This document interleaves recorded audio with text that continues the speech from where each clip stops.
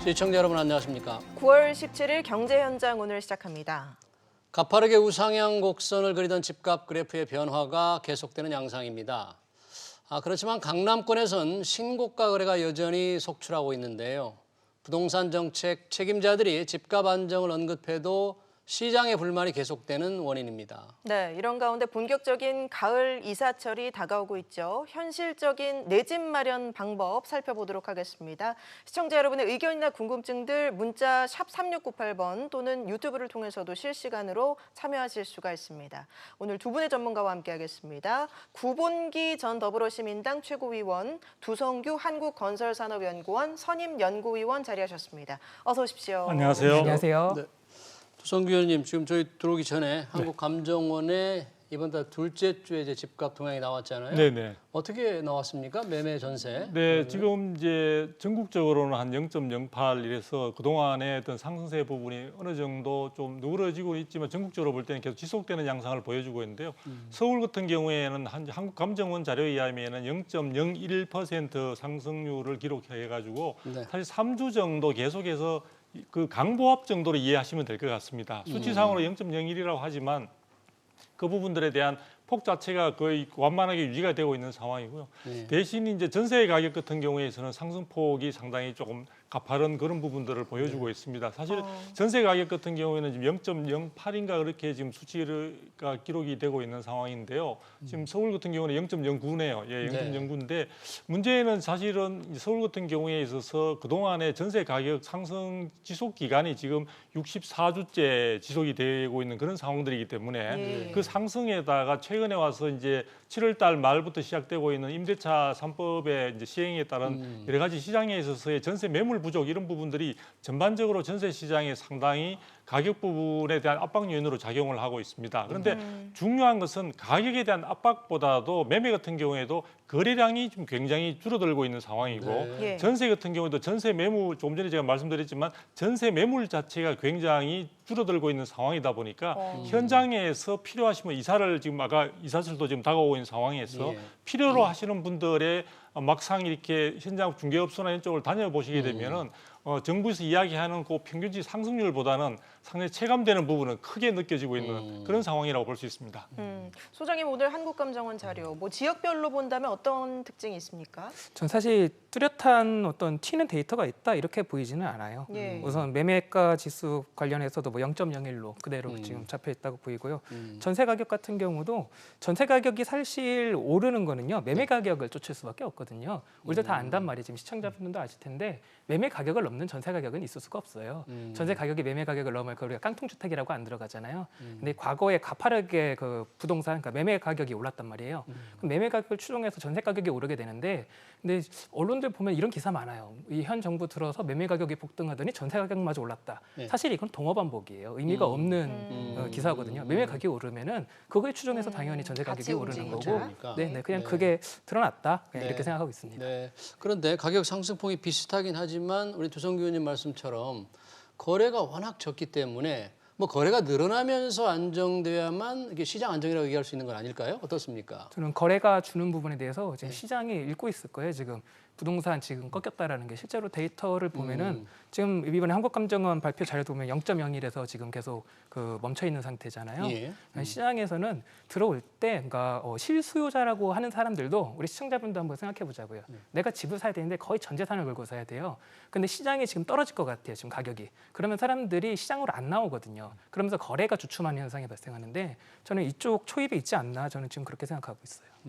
지금 소장님께서 부동산 꺾였다라는 표현을 해주셨어요. 네, 네. 약간 정부가 최근에 이제 계속해서 안정세다라는 언급과 좀 맥을 같이 하는 것 같은데 그런데 뭐 인기 단지를 중심으로는 뭐 신고가가 속출한다고 하고 좀 혼란스럽습니다. 혼란스러운 상황입니다. 사실은 시장 상태가 지금 어떻게 보면 관망세 속에서 정부의 여러 가지 규제가 지금 본격적으로 올해만 하더라도 4차례의 대책, 중요한 굵직굵직한 대책들이 발표가 됐거든요. 그래서 5월 6일 날, 6월 17일 날, 7월 10일 날, 8월 4일 날까지 숨가쁘게 매달 이제 쏟아낸 그 대책 등으로 인해서 사실은 시장은 어느 정도 좀 숨고르기를 하는 그런 양상이라고 볼 수 있고요. 지금 한국감정원 자료에서는 0.01%로 해서 서울 아파트 매매가가 보합 상태를 강보합 상태를 유지하고 있지만 다른 뭐 KB 쪽이라든지 부동산 124 쪽이라든지 이런 쪽에 있어서는 지금 가격의 상승폭이 다소 둔화되는 모습은 보여주기 해도 사실 그 상승폭 자체는 0.35 정도 이상의 상당히 여전히 상승세가 유지되고 있는 그런 모습들을 보여주고 있습니다. 그런데 여기서 우리가 주목해 봐야 될 부분은 거래량이 지금 많이 줄었는데 거래량이 줄게 되면 전반적으로 시장에 매물이 쌓이면서 가격 자체가 약세로 전환되기 마련인데 지금의 시장 상황은 어떠냐면은 거래량은 부분은 많이 줄었는데 그렇다고 해서 시장에 아주 눈에 띄는 매물이 축적된다든지 이런 상황은 아닌 것 같습니다. 그러다 보니까 간혹 거래되는 가격 자체가 제한된 매물 속에서 수요자들이 원하는 선택의 계약을 체결하기 위해서 그 매도자 쪽에서 요구하는 가격으로 체결되는 경우들이 간혹 나타나고 있습니다. 매도자는 좀 높은 가격을 원하잖아요. 그렇죠. 예. 그러다 보니까 그것이 아주 드물게 이루어지는 그게 보편적인 현상으로 단정하기는 좀 어려운데요. 드물게 이루어지는 가격이 체결되는 순간 신고가라는 이름으로 이야기하게 되고 그 소식이 사실 주변에 전파될 때 많은 사람들이 매도하시려고 준비하시는 분들은 신고가가 저렇게 형성이 되었으니까 나는 시장 상황의 동향에 대해서 알 필요 없고 본인은 더 높은 가격에 제시해야지라는 그런 마음을 가지게 되는 거죠. 그리고 지금 또 공교롭게도 어느 정도 강남 지역의 부동산 아파트 가격 부분에 대한 상승세가 조금 진정되는 기미가 보이는 것처럼 보였는데 지금 강북 쪽에 있어서는 중저가를 중심으로 해서 여전히 신고가 출현 자체가 강북에도 많이 등장을 하고 있습니다. 그래서 제가 볼 때는 지금 제일 정부가 주목을 해야 되는 것은 거래 자체가 다 막힌 상태에서 거래 절벽이라는 용어도 나오고 있는데 거래가 잘 안 되는데 신고가가 출현하는 이런 기이한 현상들은 부동산 시장에 정부가 이야기하는 안정이 아닌 불안정을 나타내는 하나의 우리가 지표로 볼 수도 있지 않을까. 이런 점은 제가 단정하기보다는 우리가 시장을 좀 더 주의 있게 지켜봐야 될 것 같다는 말씀을 드리고 싶습니다. 거래가 안 되는 현상을 가지고 이제 불안정하다고 우리 두 의원님 보시고 구 소장님은 이게 시장의 변화가 시작됐다 이렇게 판단하는 거잖아요. 수요가 적기 때문에 떨어질 것을 보고 안 산다 이렇게 보는 거죠. 네. 그렇긴 한데 정부의 인식과 시장의 인식이 다른 이 통계 지표를 놓고 다른 이유 이것 때문에 혼란을 주는데 같은 감정원 통계를 왜 그렇게 서로 달리 해석할까요? 예, 통계를 네. 접근할 때 접근 방식이 이렇게 접근해야 돼요. 통계라는 게 전체 구도를 읽는 거거든요. 추세를 읽는 거예요. 이거를 개별적 사례로 접근하게 되면은 오류들이 발생할 수밖에 없어요. 가령 이번에 감정원 통계 같은 경우는 매매가 상승률이 0.01%에서 계속 고정되어 있단 말이에요.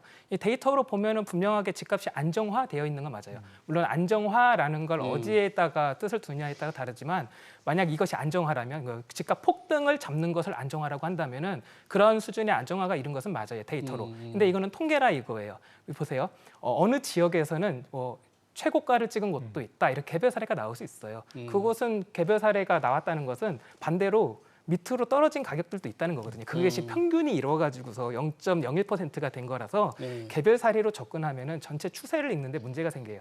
그러니까 일종의 논점 일탈이에요. 이거는 전체적인 모습을 보고 흐름을 얘기하는 게 통계인데 거기서 이 지역은 최고가가 나왔습니다라고 개별 사례를 갖고 들어오면은요, 거기서 논점 일탈이 일어나거든요. 이런 식으로 대화를 하면은 누구도 대화를 할 수 없는 게 뭐냐면은요, 이런 식이면 반대로도 해석을 할 수가 있어요.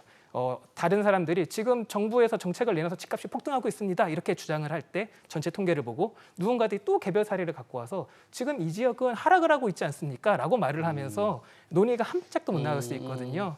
그러니까 얘기를 할 때 개별 사례를 갖고 들어와서 이야기를 하는 데는 무리가 있다. 그리고 통계 문제는요, 이게 지금 호가가 반영된 통계라서 그런 거예요. 즉각 내놔서. KB 같은 경우도 호가가 많이 들어와 있거든요. 사실은 실거래가를 분석하면은 그거는 시간이 지나면 나중에 다 해결이 돼요. 진짜로 데이터가 어떤지는. 문제는 실거래가가 모이는데 한 달에서 두 달 정도 시간이 걸려가지고 지금 이 시점에 실제로 거래된 내용을 저희가 데이터로 파악할 수 없어서 그런 거고요.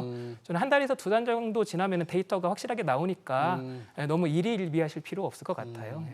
제가 좀 보충 설명을 네. 잠깐 드리면은 실제 아까 제가 거래량이 많이 줄고 있다고 말씀드렸지 않습니까? 그러다 보니까 현장에서 아까 말씀하신 특정한 사례가 있게 될 때 예를 들면 1억에서 10%가 오른 1억 1천만으로 거래가 됐다고 하면 그 부분을 그 해당되는 지역에 있어서 거래량이 많지 않으니까 그것을 갖다가 평균치 해버렸을 때는 상당히 수치가 줄어드는 양상으로 되는 거죠. 지수상으로는. 근데 실제 해당되는 거래 당사자는 1,000만 원이나 올랐으니까 사실은 10%가 올라간 것으로 느끼기 마련이고 그 지역의 경우에는 그런 사례들이 많지 않으니까 이제 그런 부분에 대한 인식들이 확산될 수 있거든요. 네. 그리고 지금 감정원이나 이쪽이 호가 중심이라고 했는데 사실은 그 샘플 자체가 굉장히 제한돼 있다 보니까 예. 한국감정원 같은 경우에는 그 샘플 구체적인 실거래 사례를 갖다 중심으로 하되 거래가 일어나지 않는 곳에서는 사실 그 담당자가 가서 그런 아까 중개업소의 여러 가지 사례들을 갖다 조사해보고 그것을 조율해서 통계치에 반영하게 되고요. 예. KB 같은 경우에서는 중개업소들이 이야기해주는 알려주는 그런 자료들을 하다 보니까 말씀하신 대로 거래가 잘 일어나지 않는 상태에서는 실제 거래 부분에 있어 가격 상승률 자체는 굉장히 이 실제 사례와는 굉장히 다른 차이를 보이는 그런 양상이 나타날 수 있습니다. 네. 어제 국회에서 대정부 질문에서 이제 집값 상승의 원인을 놓고 좀 공방이 벌어졌는데 역시 김현미 국토교통부 장관은 전 정부 이제 박근혜 정부 MB 정부에서 종부세가 이게 뼈다만 남는 그 형형화됐다. 그래서 투기 수요를 잡지 못했다. 전 정부를 비판했는데 올바른 인식으로 평가하십니까? 어떻습니까? 네, 사실은 뭐 장관님 같은 경우는 빨리 성과가 나와 있는데 23번 이상의 대책이 발표된 상황에서 정부는 지금 6번, 7번 정도로밖에 인정을 하지 않습니다. 예. 그 많은 대책이 발표됐음에도 불구하고 국민들이 체감할 수 있는 정책의 효과를 우리가 이야기하기에는 아직도 좀 거리감이 있는 것 같아요. 그런데 전 정부 탓을 하는 것은 이전에도 그런 이야기들이 뭐 몇 번 나왔습니다만 지금 사실은 이제 출범 초기도 아니고 지금 이제 3년을 경과해서 4년 차 지금 곧 5년 차로 접어들 수 있는 그런 시점에 가 있는 3년 반이나 지난 상태에서 그 전 정부의 어떤 정책 탓으로 인해서 전체 부동산 시장에 문제가 생겼다고 이야기하는 것은요.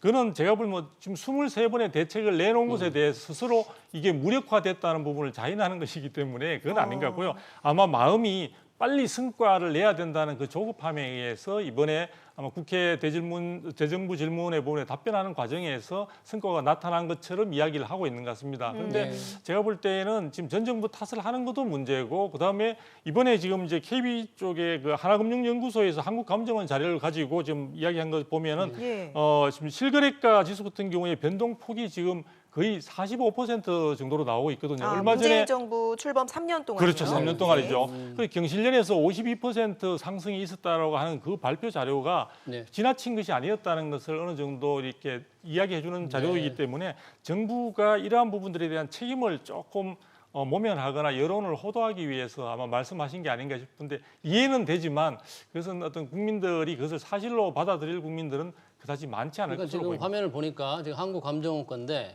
실거래 가격 지수는 45%, 매매 가격 지수는 14%, 김현미 장관은 14% 올랐다고 주장을 하는 것이고 시장은 45% 올랐다. 어떻게 해석을 해야 됩니까?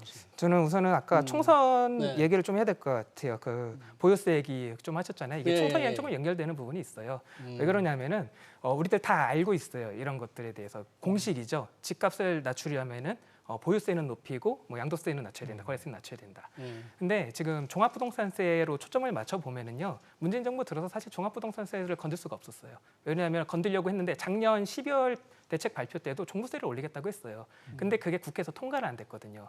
통과 안 됐다가 이번에 710 이번에 710이래네. 이번에 4.15 총선 지나고 나서 민주당이 과반 의석을 획득하고 나서 그때 이제 이거를 통과시킬 수 있어가지고 710 대책에서 이거를 발표하고 8월달에 바로 통과시킨 거거든요. 그러니까 보유세를 바로 높이니까 종부세를 높이니까 지금 보세요. 지금 시장 가격이 안정되잖아요. 지금. 그러니까 종부세를 놓고 보자고 하면은 종부세를 망가뜨려 가지고서 집값이 올랐다라는 거는 논리적으로 타당하다고 보여요. 전 정부, 박근혜 정부와 MB 정부에서 종부세를 좀 너무 완화시켜서 결국 투기 수요를 부추긴 측면이 있다 이런 얘기죠. 네, 이번에 종부세 건드니까 바로 잡히는 게 보이잖아요, 지금. 근데 이제 그렇게 본다면은 지금 종부세 부분은 사실은 재작년에 그 12, 16 작년에 12, 16 대책이 나오기 전에도 사실 한번 수정을 했습니다. 다주택자를 중심으로 해서 네. 정부 세율을 갖다가 좀 많이 높이는 그러한 게 있었고요. 이번에 이제 12, 16대 올리려고 하는 부분에 좀 지체되는 가운데 지금 최근에 그 정부 세율과 관련해서는 지금 올해뿐만 아니라 내년의 경우에는 더 상향 조정되는 식으로 최고 우리가 6%까지 지금 상향 조정돼 있지 않습니까? 네. 그런데 종부세를 이렇게 올린다고 해서 세제를 통해서 정부 부동산 시장이 안정될 것이라고 보는 것은 저는 다소 조금 이견을 가지고 있습니다. 그래서 지금 세제와 관련해서는 정부가 지금 정책을 하는 과정에서도 당초 정부가 이야기했던 지금 말씀하셨던 그 거래세 부분은 낮추면서 보유세 부분은 올리는 그 기본 원칙도 이번엔 다 무시가 됐거든요. 취득세도 올리고 네. 그다음에 이제 종부세도 올리고 이런 식으로 해서 세제 부분에 대한 조세 부담을 굉장히 가중시키는 쪽으로 정부가 정책을 지금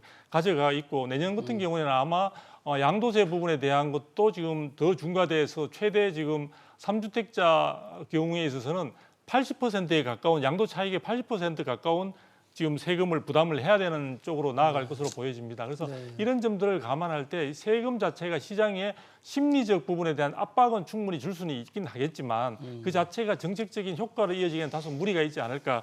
지금 8월 달에 보니까요. 예. 지금 한국갤럽이 조사한 이 부동산 시장의 앞으로 부동산 정책에 대한 효과에 대해서 어떻게 생각하느냐, 그다음에 시장에 대해서 앞으로 시장 전망을 어떻게 보느냐는 일반 국민들 1,000명 이상을 대상으로 해서 조사한 사례들이 있었습니다. 그런데 여기서 보면은 부동산 정책에 대해서 부정적으로 평가하는 그 비율 자체가 65%나 되고요. 그다음에 앞으로 가격이 올라갈 것이라고 하는 쪽들의 전망이 훨씬 절반을 넘어서고 있습니다. 그래서 국민들은 정부의 어떤 의지나 뭐 이런 정책에 대한 거 상관없이 심리적으로 상당히 지금 불안한 상태를 보이고 있다는 점에서 정부가 여러 가지 강도 높은 규제만으로 정책의 효과를 자꾸 장담하고 이렇게 이야기할 것이 아니라 국민들이 가지고 있는 마음속에 있는 그 불안감들을 해소시킬 수 있는 방향으로 정책들을 자꾸 보완을 좀 해야 되지 않을까. 최근에 뭐 임대차 3법을 보더라도 부작용이 많이 등장하고 있지 않습니까? 그래서 그런 부분들에 대한 또는 조금 배려가 필요한 것처럼 보입니다. 제가 좀 보충 설명이 필요할 것 같은데요. 네, 네. 보유세는 높이고 거래세는 낮춘다는 개념은요. 상대적인 개념이에요. 거래세보다 보유세가 높아야 된다는 거죠. 그러니까 이른바 페트병을 생각하면 압력인 거예요. 이 보유세의 압력이 더 높으면요. 거래세가 터져 나올 거예요. 그러니까 주택 보유자가 지금 내가 보유하고 있는 것보다 파는 게 더 낫다라고 판단을 하면 시장에 물건이 나올 거기 때문에 보유세는 높고 거래세는 낮춰야 된다는 건 상대적인 개념이고요.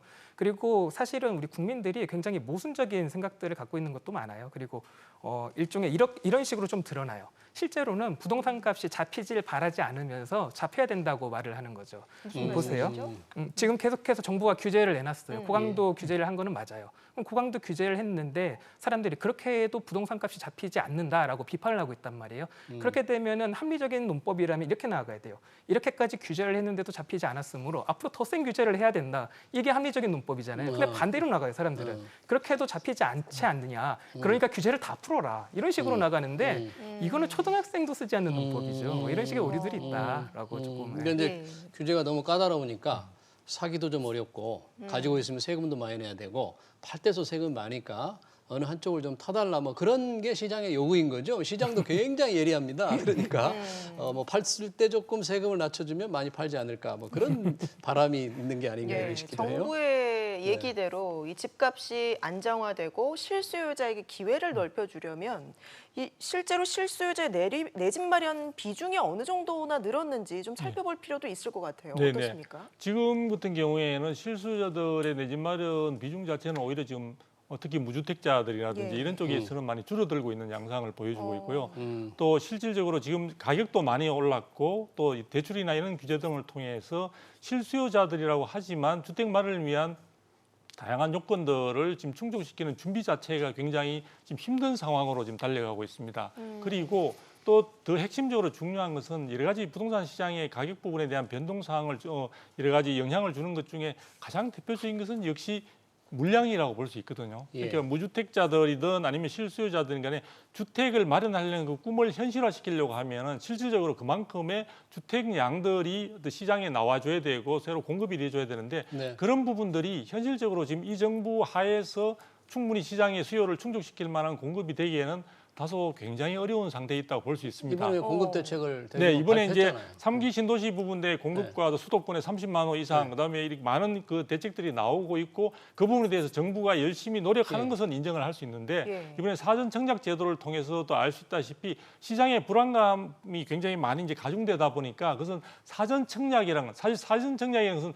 본 청약까지도 뭐 정부가 이야기하는 1, 2년이라고 하는데 제가 볼 때는 한 2년은 기다려야 되는 것 같고요. 그 다음에 모든 것이 정비가 돼서 우리 실수요자들에게 주택이 돌아오기까지는 상당히 많은 시간을 기다려야 될 것으로 보여집니다. 그래서 제가 볼 때는 정부가 지금 규제에서 심리적 부분들을 갖다가 안정시키기보다는 눌러놓고 있는 상태에서 그 공급 자체도 지금 현실적으로 원활치 못하다 보니까 지금 이런 시장의 불안이 해소되지 않는다면 실수요자들이 대출까지 다 막혀 있는 상황에서 내 집 마련의 꿈은 지금 정부에서는 굉장히 쉽지 않다. 그래서 아마 2030 세대들도 이생진망이라고 해서 이번 생에 집 마련은 망했다라는 예. 이야기들이 이제 사실은 뭐 시중에서 사용이 되고 있는데 그 부분들이 제가 느낌에는 지나치지 않다라는 느낌도 받고 있습니다. 저는 예. 공감해요. 공급이 필요해요. 진짜로 공급이 필요한데 네. 문제는 사실은 그 많은 언론에서 공급을 한쪽 면만 얘기해요. 공급은 사실 두 축으로 나뉘어요. 신규 주택 공급 시장이 있고요. 그러니까 택지 조성해 가지고서 신규로 예. 공급을 하는 재고 주택 시장이 있어요. 근데 우리 시청자분들 아실 건데 이런 얘기 많이 하잖아요. 길 걷다가 야, 이렇게 집이 많은데 왜 내 집은 없지? 그 느낌 정확해요. 사실 주택 보급률이 100% 넘어선 지 오래됐어요. 네. 그런데 우린 집이 없죠. 왜 없겠어요? 다주택자들이 집을 너무 많이 갖고 있어서 그러죠. 그러면 그 사람들이 주택을 재고주택 공급 시장에 공급하게 하려면 어떻게 해야 하냐를 생각해 보자고요. 그러면 주택을 많이 보유하고 있는 걸 부담스럽게 해서 그 주택을 시장에 내어놔야 돼요. 그래서 부유세를 인상한 거거든요, 이번에. 따라서 710 대책에서 부유세를 인상했는데 710 대책은요, 사실은요, 재고주택 시장에 주택을 공급하는 정책이에요. 그리고 이거는 파이로 놓고 봐도 압도적이에요. 보세요, 우리가 상식으로 생각해 보자고요. 신규 주택 시장에 주택을 공급하는 파이가 크겠어요? 아니면 예로부터 지금까지 계속해서 쌓여 있는 재고주택 시장의 파이가 크겠어요? 후자가 압도적으로 크단 말이에요. 그리고 네. 문제는 뭐냐면은 신규 주택 시장은 지금부터 공급하겠습니다라고 시작을 해도 2, 3년 내에는 공급이 안 돼요. 그게 한참 뒤에 있단 말이에요. 네, 네. 결국 즉각적으로 우리 시민들한테 다가가려면 재고주택 시장을 건드려야 되는데 아까 말씀드린 것처럼 재고주택 시장에 다주택자들이 매물을 공급하게 하려면은 보유세를 인상해야 된다. 따라서 710 대책을 통해서 종합부동산세를 인상했다. 다시 말씀드리면 710 대책은 공급 대책이다. 이렇게 좀 이해하시면 좋을 것 같아요. 네, 기존 주택이 시장에 매물로 많이 나올 수 있도록 하는가 굉장히 네. 중요한 공급 대책이다. 네, 맞습니다. 근데 이제 거래량이 적다는 것은 매물로 많이 현실적으로는 아직 안 나오고 있으니까 이게 앞으로 나올 거라면 모르지만 계속 이 정도라면 시장 안정이 어렵다는 게 이제 우리 두 의원님 말씀하신 거. 네, 그렇죠. 그런데 이제 문제는 지금 말씀하신 대로 세제와 관련해서 정부가 지금 재고 시장의 주택들이 매매가 활성화될 수 있도록 많이 시장에 나와줘야 되는데 그 부분을 이번에 710 대책에서는 다 막고 있습니다. 무슨 얘기냐면은 아니, 취득세를 굉장히 올려가지고 네. 거래 자체를 새로 신규로 취득하시는 분도 지금 부담을 많이 갖게 되는 상황이고요. 또 양도세 자체도 내년에 사실은 지금 투기과열지구에 있어서 뭐 2주택자는 10%, 3주택자는 20% 부과하는 데다 추가적으로 내년에는 10%포인트를 더 올린다고 하는데 현재 상태에서도 양도 차익 부분에 대한 부담이 크다 보니까 아까 말씀하신 대로 실수요자들에게 돌아가야 될 매물들이 시장에 나오기보다는 정려라든지 또 이런 식으로 아니면 그냥 부담을 안더라도 보유를 하면서 전세로 내가 세를 주면서 그 조세 부담에 대한 여러 가지 비용들을 전세 보증금 등을 인상 등을 통해서 그걸 갖다가 충당하겠다라는 그런 흐름들도 지금 일부 나타나고 있습니다. 그래서 예. 정부가 정책의 방향성 부분은 분명히 설정은 올바른데 문제는 그것을 필요로 하는 수단 자체에 있어서 지금 710 대책이나 그 앞에 617 대책의 경우에 있어서도 상당히 여전히 기존에 가졌던 규제 중심의 어떤 정책 수단들 그런 부분들을 더 강화하는 쪽으로만 지금 사용하고 있기 때문에 그래서 일명 뭐 징벌적이다라는 단어까지 나오고 있지 않습니까? 그래서 시장에 지금 말씀하신 대로 재고 시장에 물량들이 많이 나오고 거래가 활성화될 수 있도록 해야 되는 부분인데 정부의 세밀한 어떤 정책 수단들은 상당히 그 방향과는 상당히 동떨어진 그런 모습들을 보여주고 있습니다. 네, 뭐 매물이 앞으로 나올 건지 안 나올 건지에 대한 건 상당히 서로 시각이 다르기 때문에. 그건 그럴 수밖에 없어요. 왜냐하면 집 가신 분들 다 아실 거예요. 개인 종부세 기산점은 내년 6월이거든요. 아직 거기까지 남아 있고 6월 1일, 그렇죠. 개인이랑 법인을 두 개 다 건드렸어요. 610 대책에서 법인을 건드렸고요. 710에서 개인을 건드렸는데 개인 같은 경우는 내년까지 버틸 수가 있는데 법인 같은 경우는 양도세 같은 경우도 올해 말까지 털지 않으면은 최고 이익을 못 얻어요, 법인들이. 그래서 실제로 데이터로 보면은요. 6월 달 이후부터 6, 7 계속 법인이 개인한테 지금 넘기는 매물들이 늘고 있거든요. 그러니까 올해 말까지는 법인 매물이 계속 나올 거고요. 예, 예. 그 뒤로는 이제 계속해가지고서 개인 매물들도 나오기 시작할 거예요. 그리고 만약 간단해요. 원래 부동산 부동산 시장은요 정책에 왔다 갔다 할 수밖에 없어요. 어떻게 움직이느냐에 따라서 네. 제도적으로 긴밀하게 연결돼 있으니까요. 이렇게 했는데도 연말 내년 초까지 봤는데도 나오지 않는다? 대책은 간단하죠. 보유세를 더 높이면 되는 거죠. 네, 저는 간단한 문제라고 봐요. 이게 정무적인 게 껴가지고 조금 그렇지. 네. 네.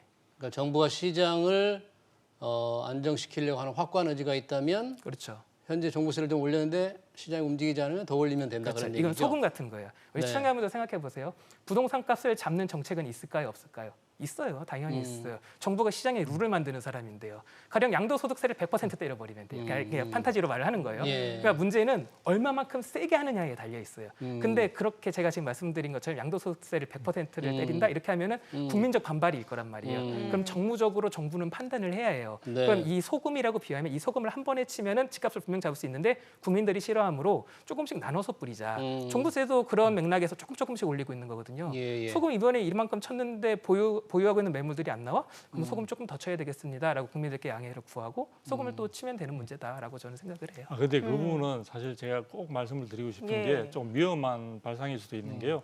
지금 보유세 부분은 주택을 보유하고 있는 사람이 다주택자도 있고 1주택자도 있습니다. 근데 네. 그 주택을 보유하고 있는 것을 굉장히 부정적인 시각에서 접근해서 세금으로 인해서 그 사람들의 심리적 결정 자체를 갖다가 일정한 방향으로 유도하겠다는 건데요.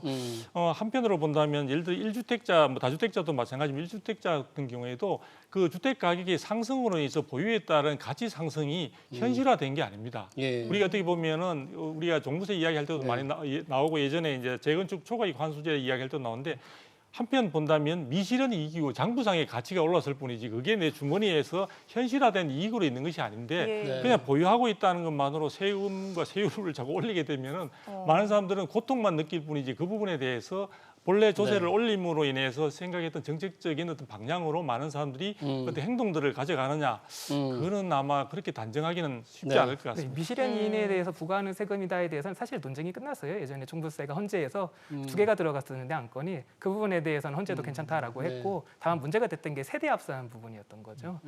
따라서 그것들 시청자분들 좀 숙지하셨으면 네. 좋을 것 같아요. 뭐 세금 얘기는 여기서 이제 멈추고 청약 당첨 또 지금 중요한 게 전월세 문제. 굉장히 시장에서는 임대차 시장이 복잡한데 이 전월세 상한제가 시행되고 계약갱신 청구권이 되면서 집주인과 새로 들어갈 사람과 임대인들 여러 가지 갈등이 있잖아요. 그럼요. 이 시장이 너무너무 지금 아주 복잡하게 전개되는데 어떻게 평가를 하세요? 저는 참 좋다라고 생각을 하는 게 네. 재밌는 기사가 너무 많이 나왔어요. 네. 가령 기자분들이 예. 이번에 신규 공급된 주택에 가세요. 2년 차 되는 주택. 거기가 이제 전세 매물이 나올 텐데 전세 매물이 많이 안 나옵니다라고 조사를 하셔가지고 발표를 하는데 네. 근데 이거는 놀랄 일이 아니고요. 그 데이터를 보면은요. 오히려 이렇게 해석을 해야 되거든요. 우리네 주거권이 향상됐다. 임대차 3법을 통과로 인해서 보세요. 왜 그런지 제가 신혼부부예요. 예. 실제로도 신혼부부인데 근데 새로 이제 분양된 아파트에 들어갔어요. 이제 1년 반 정도 사니까 얼마나 좋아요. 새로 이렇게 분양된 아파트에서 전세로 네. 사니까. 예. 근데 법이 바뀌어가지고 2년 더 살게 해준대요. 그럼 제가 계약갱신 요금권을 행사하겠어요? 안 하겠어요? 당연히 행사하죠. 네. 그렇게 해가지고 행사를 해가지고서 전세 매물이 나오지 않는 거예요. 그게. 그럼 전세 매물이 나오지 않는 데이터는 이거를 뭐다? 우리 주거권이 많이 향상됐다. 세입자들이 한 곳에서 오래 사는구나. 이렇게 해석을 해야 되는데 전세가 씨가 말랐다라고 말씀을 하시니까 참 아이러니하더라고요. 네. 근데 집주인이 살고 싶어도 못 들어가는 그런 문제도 상당히 심각하거든요. 그러니까 집주인 입장에서 본다면 새로 살려고 하는 사람들 입장에서 본다면 세입자들 때문에 들어가지 못하는 상황. 그렇죠. 그러니까 지금 이제 사실은 이번에 임대차 3법이 너무 강화되면서 임차인 즉 세입자 위주로 해서 이제 법이 만들어진 것 아니냐라는 네. 불만이 나오고 있는 가운데 제일 중요한 것은 집에 대한 소유권자가 자기가 직접 실거주를 이제 하는 경우에는 예외로 인정해주고 있는데 그 소유권 자체를 갖다 승계받는 계약을 해가지고 집을 새롭게 사는 예. 그 승계하시는 분이 자기가 들어가고 싶을 때 지금 세입자가 계약갱신 청구권을 행사하게 되면은 네. 들어갈 수 없다는 식으로 지금 되고 있는 겁니다. 어. 그러니까 이제 물론 그 부분은 세입자 모르게 소유권이 완전히 이제 옮겨가면은 되지 않느냐. 그리고 소유권이 옮겨가지 않고 계약만 체결한 상태에서는 본래 집주인이 아니면은 세입자가 계약갱신 청구권 하는 것을 우선적으로 적용해야 된다는 이 법리적으로 되게 복잡한 부분을 많은 사람들에게 그동안에 법 만드는 과정에서도 너무 졸속으로 만들어지다 보니까 설명도 없었고 지금 오늘도 이제 기사를 보니까 서울시 같은 경우에서는 그 상담을 하는 곳에서 그런 경우에는 적절하게 세입자하고 뭐 추가적인 어떤 비용 부담이나 이런 것들을 약속을 해가지고 면할 수 있도록 하라는 등의 이제 설명을 하니까 지금 그 부분이 제가 알고 있기로는 청와대 아마 청원으로 해가 지금 들어가 있는 것으로 알고 있습니다. 그래서 예, 예. 제가 이제 그거 관련해서 저는 이제 법 전공자다 보니까 소유권의 변동 상황과 그다음에 소유자와 세입자 즉 그 우리가 임차인인 그 경우에서 권리 부분은 사실 법에서 가지고 있는 기본 성격대로 어느 정도 구도가 유지돼야 되는데 이번에 임대차 3법은 세입자 보호라는 부분에 너무 지나치게 달려가는 나머지 사실 입법 과정에서도 전문위원회 의견이라든지 또 뭐 법안 소위라든지 이런 부분들이 과감하게 생략된 가운데 입법이 됐던 부분들이 있거든요. 근데 제가 하나만 말씀드릴 것 같아요. 왜냐하면은 이 계약갱신 요건이 사실 상가임대차 보호법에 있었어요. 그러니까 우리 바꿔 생각해보세요, 시청자분도. 내가 상가를 샀어요. 내가 상가를 들어서 거기에서 장사를 하고 싶어요. 바로 내쫓을 수 있어요? 다들 아니? 이러실 거예요. 네. 왜냐하면 상가임대차 보호법에는 옛날부터 계약갱신 요건이 있었고 실제로 계약갱신 요구 기간이 다 끝나고 나서야 그 건물주가 상가를 쓸 수 있다라는 사실을 상식으로 알고 있어서 그래요.